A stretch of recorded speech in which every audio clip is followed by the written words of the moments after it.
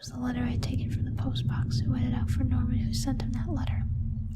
It must have been someone from the neighborhood, or at least somebody wanted it to look that way. I wasn't sure what to think. Did he murder Rachel? I'm gonna say no. No way, Norman had ended up dead himself. Whoever sent the threatening letter must have got to him. But who the hell was that? It's you. It's you. I still have no idea what was on that tape I found in the garbage. If only I found a way to watch it. Yeah, that sucks. The only so long since broke down, I never bothered to replace it. Ah, that sucks. From now on, I'd have no one to get angry with me for stupid things like buying this TV. Yeah, I didn't know how to get the VCR. I could maybe look back and do that. Okay.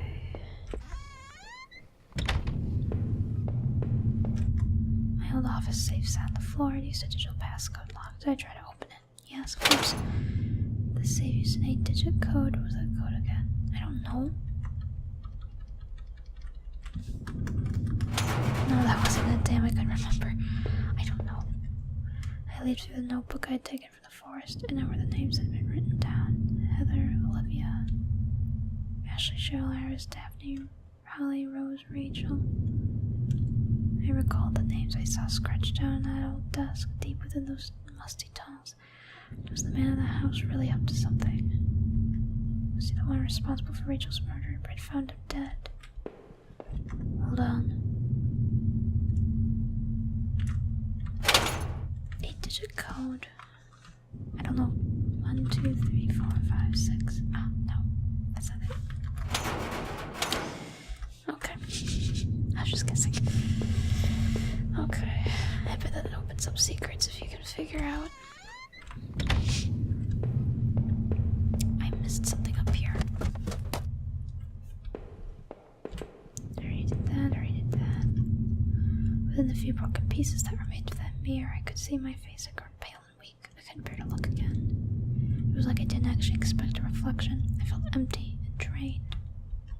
Perhaps I would never know how the mirror came to be broken. Was it by Rachel's assailant or by Rachel herself? The thought lingered. It would haunt me forever.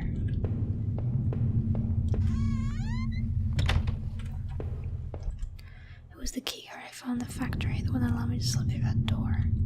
It seemed to me that it was probably Norman's, but if that was true, what was he doing back at the plant? Did I think Norman was going back to the factory?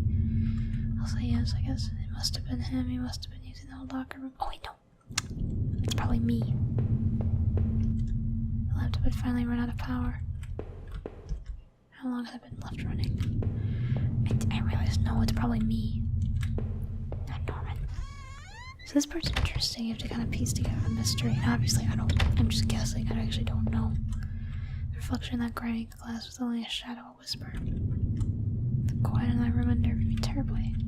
I still love that old-time charm of that cloth in the bathtub, though it seemed like cold comfort then. Rachel loved this part of the house. Okay.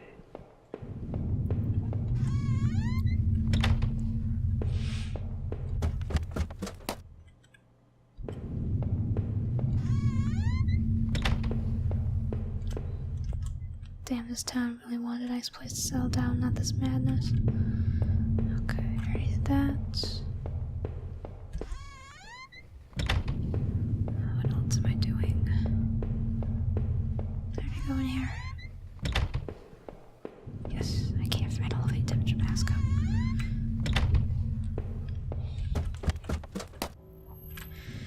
It seemed like I'd seen all there was. Maybe I thought I was ready to go back into the basement.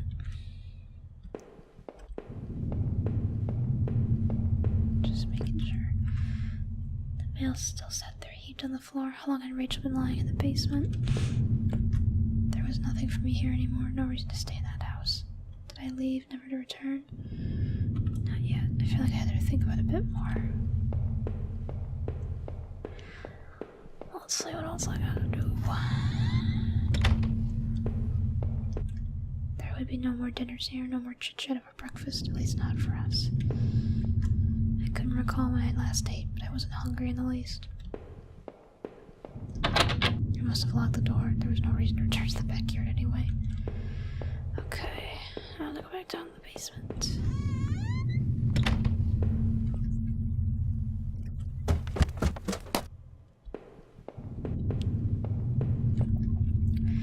was guilty, I could take this to a warm, safe place and do something about it. Did I pick up the knife? Yes. I took the knife and kept it firmly in my hand. Now that I stood there, I realized I couldn't go back into that room again. I'd already seen too much. Okay. I think we're done. I think we're gonna go out the door. I knew I needed to escape that nightmare, but what about the knife I still carried? I wondered, even if I left, would it really be over? So would I leave that house forever? I'm just gonna say yes. Living in this town hadn't been easy. The plan had helped in some way to stay grounded. It kept me in line, gave me something to do, and helped me get away from my past. When the factory closed, everything changed. I guess that was when I had started sleepwalking, disappearing for hours at a time. I had MRIs and piles of doctor's reports, but nothing seemed to help, not even drinking. But I swear I had tried to give it up. I know it. Sleepwalking never really went away, though. I know Rachel had tried. I know she had tried to be there for me, even when everything was falling apart. This night had unearthed terrible truths, but I know it was a final act of a long-standing horror I'd been living.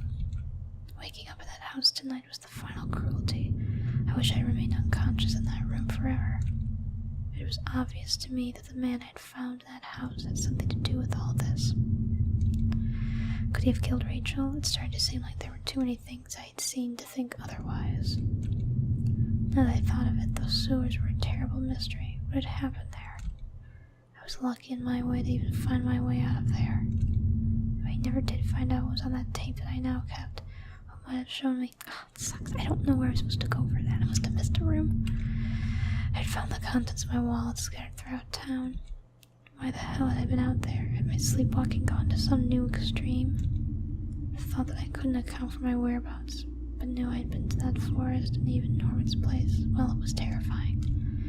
I didn't know what that meant, but at least I had recovered my things. Hopefully, I thought that would cover my tracks, so I wouldn't be blamed for all this.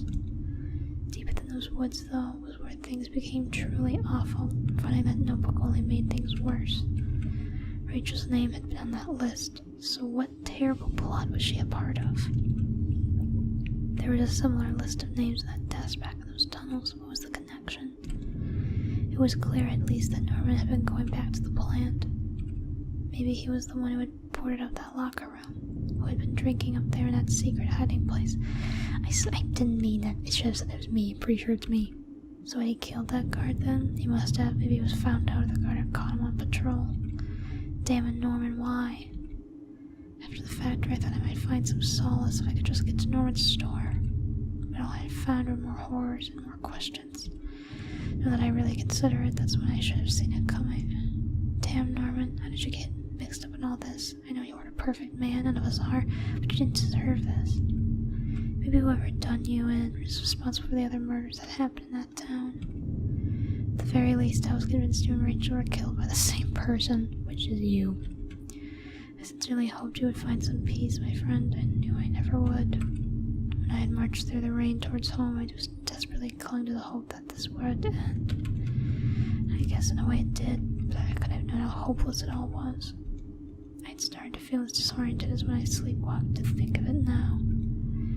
I guess I should have known from the terrible silence that greeted me when I first stepped into our house and stood there in the kitchen. There was no sound of television, radio, even the air was still, but seeing Rachel there lying ruined and discarded in the basement, that was a horror I could never have imagined. I didn't know if I'd ever find the answers I craved, but I knew that somehow that other man I'd found was responsible for this. If not directly, he must have had a hand in Rachel's death. So what was I doing in that damned house? Of all of this, had I found out? Had I killed him? My own damn condition made it difficult to know. Memories and time frames were always a mess, and I could never be sure. Knowing that man was dead, though, was a cold comfort. My wife was gone, and no matter what happened to me now, I was lost forever. As I swung open the door and stepped out into the air, I caught the scent of wet grass and fog. Rachel, my beautiful wife. Just the thought of her again, cold and inert, shook me from head to toe. What would I do now? Who could I turn to? It would only be a matter of time before the police got involved, before the neighbors knew. The front lawn was soft and giving beneath my feet.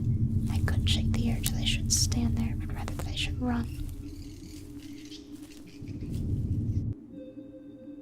No, that's it. Well, that's one of the endings. So, I don't know the full story. I don't really know the connection. I'm pretty sure he killed Norman and his wife, because she was cheating on him. It seemed very obvious they were going that path, but I must have not gotten enough information.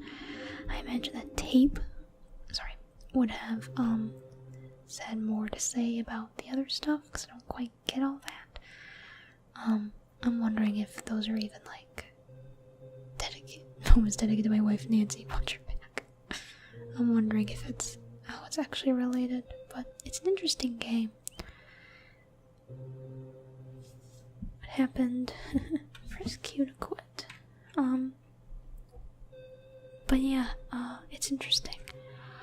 Let me know what you think in the comments below. I'd be happy to keep playing it to figure out secrets. I know there's multiple endings. I don't know all the endings. But let me know what you think. And if you like these quiet, creepy Let's Plays, let me know. I don't know if they're exciting or not, but you can let me know in the comments below. So, yeah. I hope you guys have a wonderful day. I hope something amazing happens to you. Without further ado, I'll see you in the next episode. Boo! Happy Halloween? I don't know. Bye!